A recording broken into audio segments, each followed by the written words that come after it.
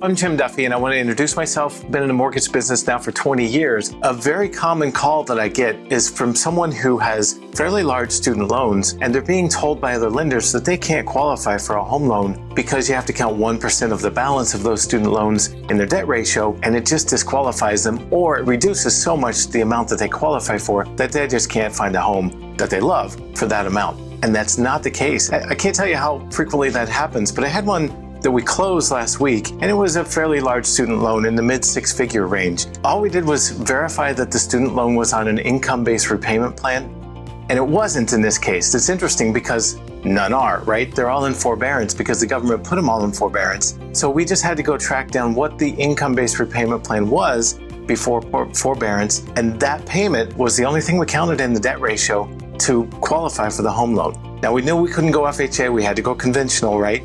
But most people know that by now. But we went conventional. They had a fairly high credit score. It was really great. They bought the home of their dreams. They qualified very easily for it because we had that income-based repayment loan on the student loan. They only put 3% down payment on their home. And so they did have mortgage insurance, as you would if you put less than 20% down, but it was less than it would have been had they bought with an FHA loan, which I think was absolutely terrific. So happy family. Yes, they have their student loans. They're on an income-based repayment. They're on a forgiveness plan in this particular case. So that's perfect. And they didn't have to wait to get rid of the student loans or do something drastic with them. They could qualify for the home loan right now. So they're in their home, moved in. I'm sure the moving wasn't the most pleasant part, but being in the home is the most pleasant part. And we were able to help them out because we just used that income-based repayment, that IBR payment, to qualify them. And it ended up being a lower down payment and a lower MI, therefore a lower payment overall than FHA would have been anyway. I think that's a huge success story. I love helping people